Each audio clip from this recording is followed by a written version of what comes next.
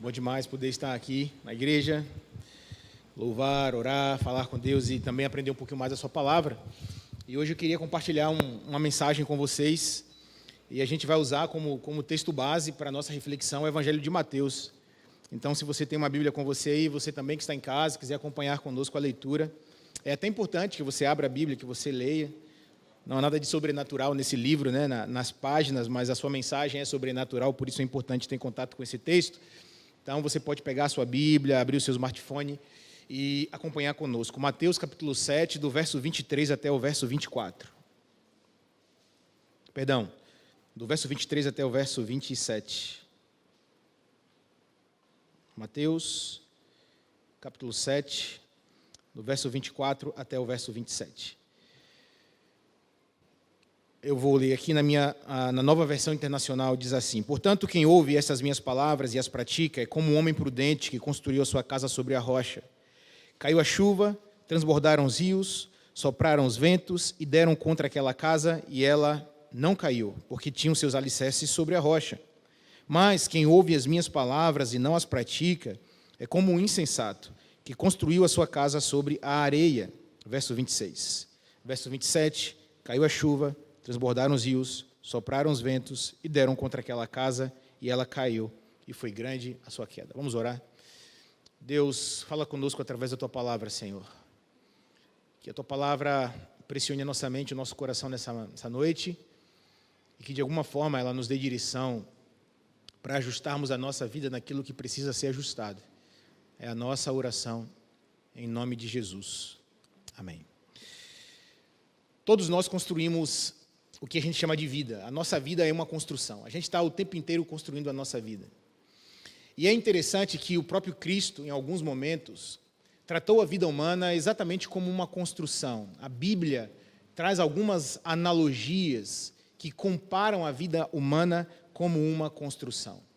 E esse relato, ou essa parábola que Jesus contou, é um desses momentos em que a vida humana é comparada a uma construção. As parábolas de Jesus são interessantíssimas. As parábolas eram histórias inventadas por Jesus Cristo.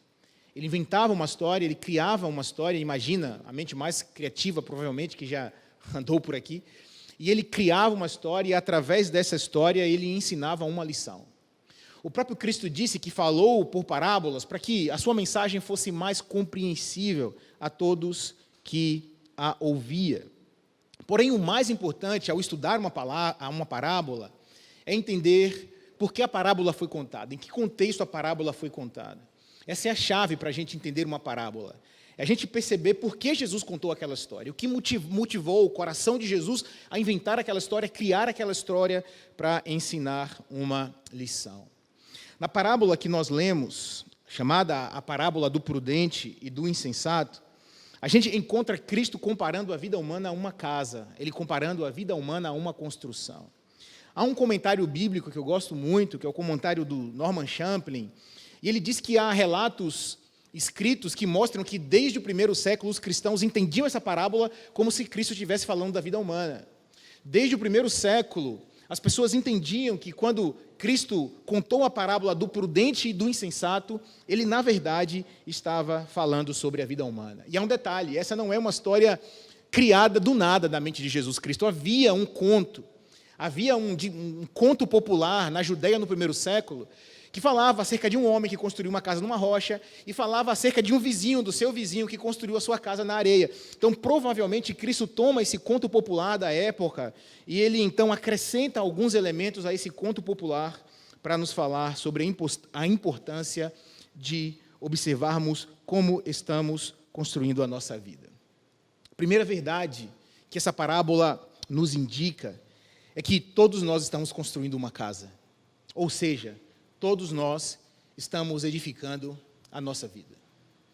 Todos nós estamos construindo isso que a gente chama de vida. Isso que nós chamamos de vida não se dá por acaso. Ela é uma construção nossa. Nós estamos construindo a nossa vida a partir das decisões que nós tomamos, das escolhas que fazemos. Mas, principalmente, estamos construindo a nossa vida a partir daquilo que nós escolhemos para estruturá-la.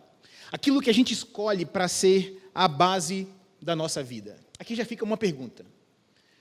Olhando para a parábola, se você tivesse que se comparar a um desses personagens da parábola, onde você está construindo a sua vida? Você constrói a sua vida sobre uma base sólida? Ou será que a gente tem construído a nossa vida sobre uma base frágil?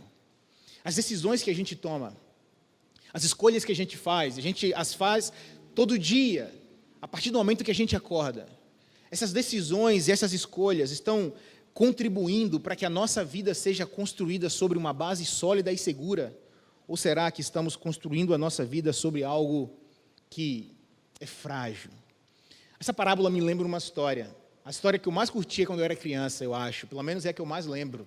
Que é a história dos 3 porquinhos. Conhece, né? Todo mundo conhece. Acho que ninguém nunca ouviu a história dos 3 porquinhos. A história dos 3 porquinhos é muito parecida com essa parábola. Ela diz que uma vez 3 porquinhos, um chamado Cícero, o outro chamado Heitor e o outro chamado Prático, estavam pensando em construir uma casa. E eles eram músicos. O Cícero tocava flauta, o Heitor tocava violino e o Prático tocava piano. E eles gostavam muito de tocar música e decidiram construir uma casa.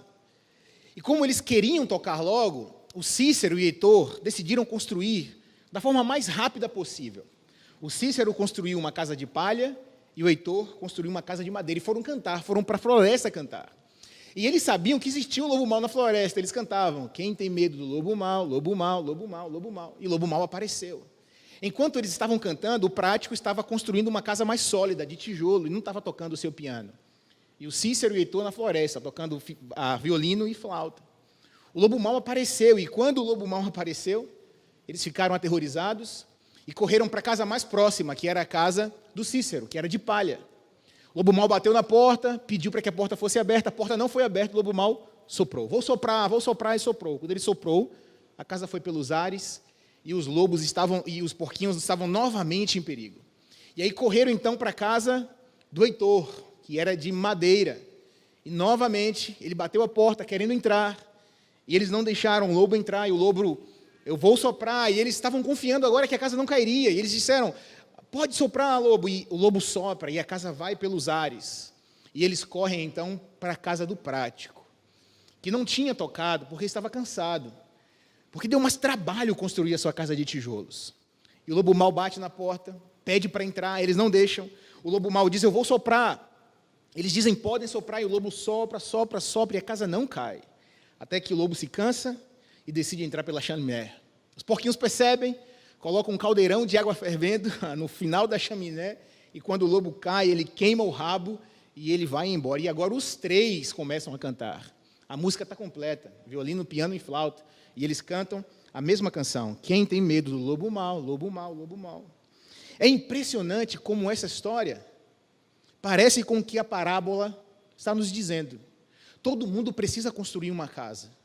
Todo mundo precisa edificar a sua vida. E essa é uma responsabilidade nossa.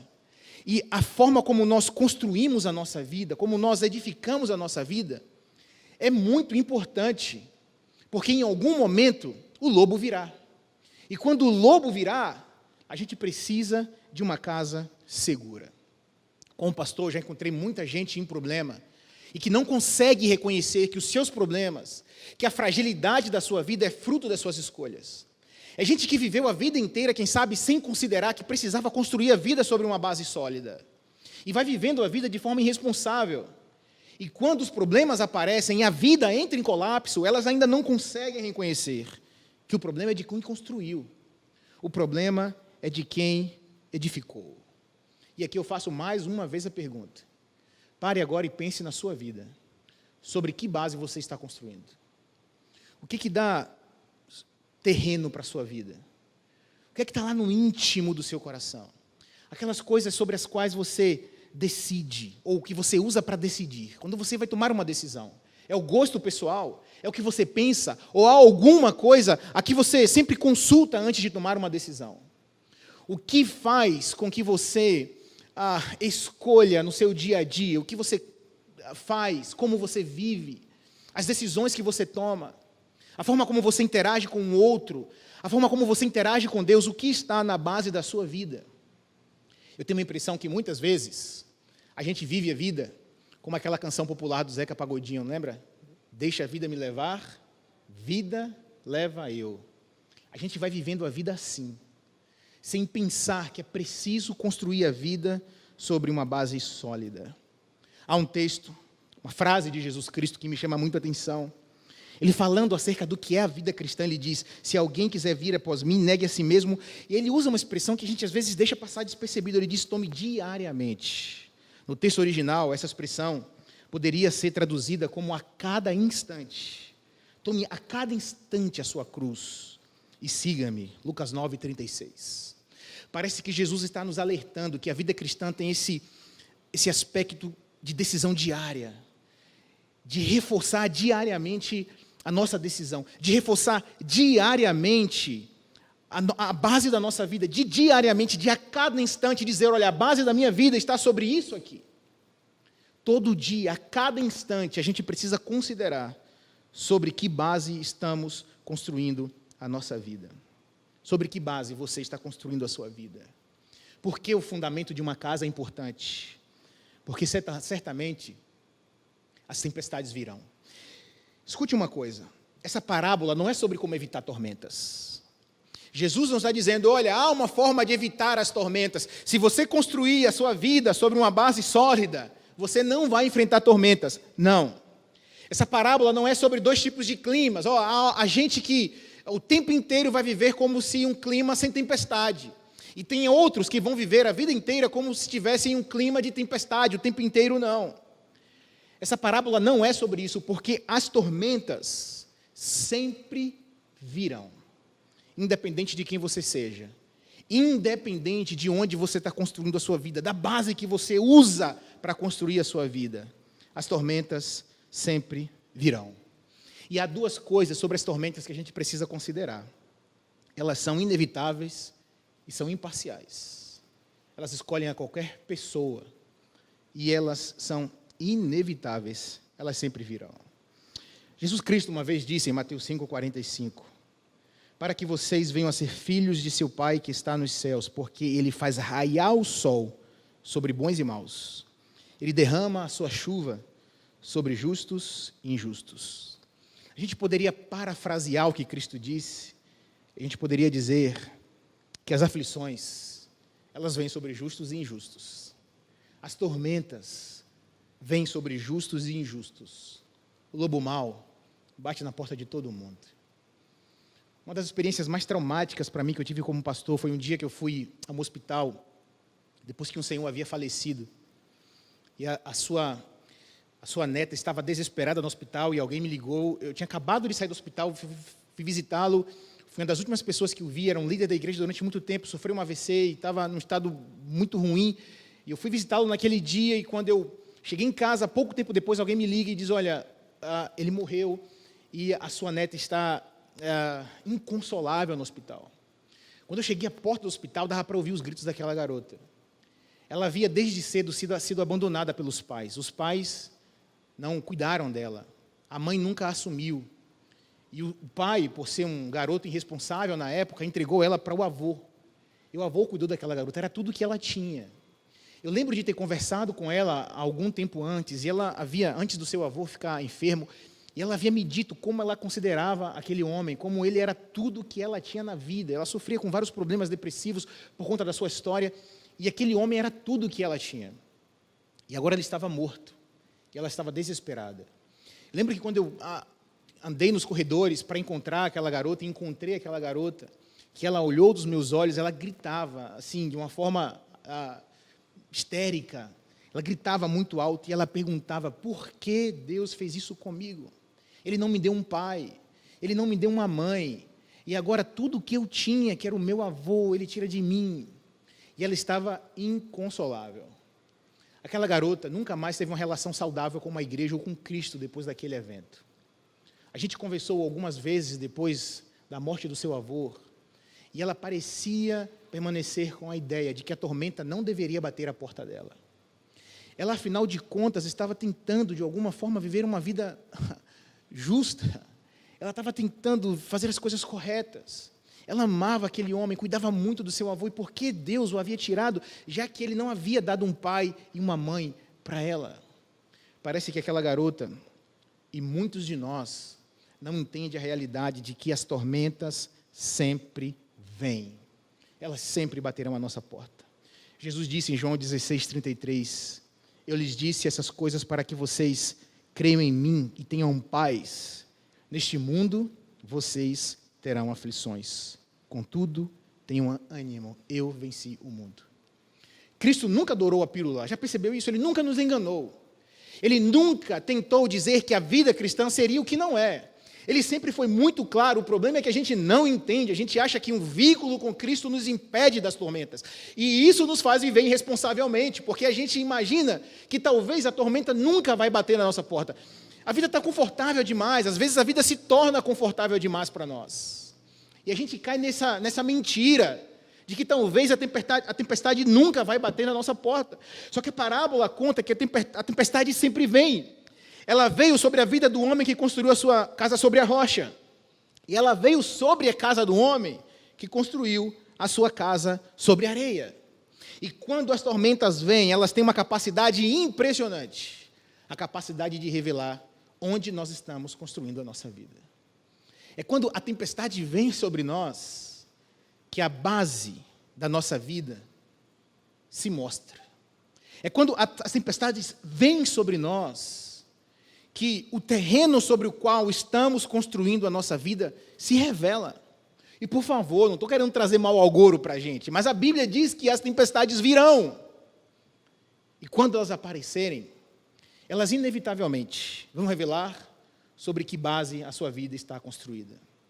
Eu lembro de um senhor que eu conheci em um lugar em que eu fui pastor, e ele sempre tinha uma frase, ele gostava de citar uma frase que não é dele, eu já tinha ouvido essa frase antes, mas ele citava muito isso. Uma vez eu ouvi pregando e ele citou essa frase várias vezes no sermão. Ele dizia, crise vem, crise vai, problema vem, problema vai, para mostrar quem é quem.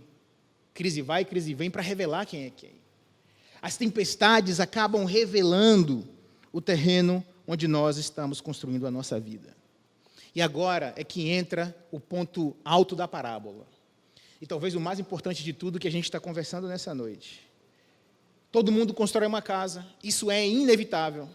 Não dá para fugir dessa realidade. As tormentas sempre virão, não dá para fugir dessa realidade. Mas tem alguma coisa na parábola que é variável, que não é uma regra. A única coisa na parábola que a gente pode escolher é a fundação em que a gente constrói. Um homem construiu sobre a rocha, Jesus disse, e o outro homem construiu sobre a areia. A fundação é a parte mais importante de uma casa, mas às vezes a gente é tentado a não dar importância para ela, porque ela não se mostra depois que a casa está pronta. Já percebeu? Só vai se mostrar quando a tempestade vem. Ela não se mostra depois que a casa está pronta. Por isso, quem sabe, há uma tendência na nossa vida a tratar com desprezo a base dela, porque ela não se mostra. Ninguém vê onde você está construindo a sua vida. As pessoas veem as suas fotos na rede social, elas veem as coisas que você consegue comprar, elas veem o estilo de vida que você tem, elas veem o sorriso que a gente dá, às vezes falso, porque por dentro está tudo destruído. Elas não estão vendo onde a gente está construindo a base da nossa vida. E às vezes são tentadas a pensar que estamos construindo sobre uma base sólida, só que a gente sabe que não estamos. Então isso é a única coisa que é variável na parábola. Eu escolho sobre qual fundamento eu vou construir a minha casa. Eu escolho sobre qual fundação a minha casa vai ser construída. Agora, a pergunta que fica: qual o terreno sólido em que eu devo construir a minha vida? O que é que Cristo disse nessa parábola? A resposta e a chave está no verso 24, para a gente entender tudo da parábola. Ele começa dizendo, portanto, quem ouve essas minhas palavras e as pratica é como um homem que construiu a sua casa sobre a rocha. Jesus havia acabado o seu maior e mais importante sermão, o Sermão da Montanha. O Sermão da Montanha foi o sermão de iniciação do ministério de Jesus, e ele pregou sobre o reino. No Sermão da Montanha, Mateus 5-7, Jesus fala sobre o reino, ele vai dar as características dos súditos do seu reino. Em outras palavras, ele vai dizer, olha, alguém que quer ser súdito do meu reino, do rei Jesus Cristo, tem que viver assim. E ele disse algumas coisas difíceis demais. Por exemplo, é aqui que ele disse, se alguém bater no teu lado, na tua face direita, você dá à esquerda. Caramba, que difícil isso. A gente com o nosso eu lá vivo demais, e alguém vem e por alguma forma nos machuca, a gente não quer dar ao outro lado, a gente revida. É aqui que Jesus diz, olha, a sua relação comigo, ela não é medida pelas coisas que você faz quando as pessoas estão vendo. A sua relação, a relação de um súdito, do meu súdito comigo, ela é medida por aquilo que você faz no seu quarto. E ele diz, olha, não fica revelando para todo mundo o que você faz no seu quarto, porque o meu Pai vai recompensar em segredo as coisas que você faz em segredo. Claro que o que a gente vive em particular com Deus transborda para a nossa vida externa, exterior. Mas o fundamento, o mais importante não é o externo. É aqui que Jesus disse que a gente deveria ser misericordioso com os outros. E aí está uma coisinha difícil, ser misericordioso. É aqui que ele diz que os seus súditos vão buscar a paz sempre. É aqui que ele diz que às vezes os seus súditos vão chorar, sem ninguém ver. Então ele disse coisas difíceis. E depois que ele termina de falar essas coisas difíceis, ele diz, olha, o terreno sólido para alguém construir a sua vida, é essas minhas palavras. Porque quem as ouve e as pratica, é como um homem que construiu a sua casa sobre a rocha. A base sólida, onde a gente deveria construir a nossa vida, é a palavra de Deus. É aquilo que Jesus recomenda para nós, mesmo que isso seja muito, muito difícil de ser praticado. Perceba como funciona a graça. Ele ofereceu o terreno. Jesus está dizendo, você não precisa se preocupar em construir um terreno sólido para a sua vida. Eu te dei, é obra da graça, Ele deu a sua palavra. Ele revelou através da sua palavra o que deveria servir como terreno para a nossa vida. E até mesmo a arte de praticar essas coisas é dom da graça dEle. Tudo é dom da graça dEle. A gente só precisa, por meio da fé, acreditar que essas coisas são melhor para nós. E aqui eu queria fazer uma pergunta, eu queria que você pensasse muito nisso. Qual o lugar das recomendações de Jesus na sua vida? De fato, você vive de acordo com as recomendações de Jesus para você? Ou será que a gente está vivendo de acordo com aquilo que eu penso, acredito e creio? Talvez em nenhum outro tempo da história humana, o homem teve tanta vontade de ser Deus, de ter autonomia sobre a sua vida, de dizer como as coisas devem funcionar, de dizer como as coisas são. E a gente entra nessa onda. Não adianta se enganar. A gente também entra nessa onda. E Jesus está dizendo que esse estilo de vida autônomo não é seguro. Ele está dizendo que só há segurança quando a gente ouve as palavras dele e as pratica. Portanto, quem ouve essas minhas palavras e as pratica é como um homem prudente que construiu a sua casa sobre a rocha. Qual o lugar desse livro na sua vida e do conteúdo desse livro na sua vida? De fato, isso aqui serve para você organizar a sua existência, a sua agenda, as suas prioridades, as suas decisões são norteadas por esse livro. Ou quem sabe esse livro é apenas um texto místico para você, que pouco tem validade ou faz sentido no seu dia a dia.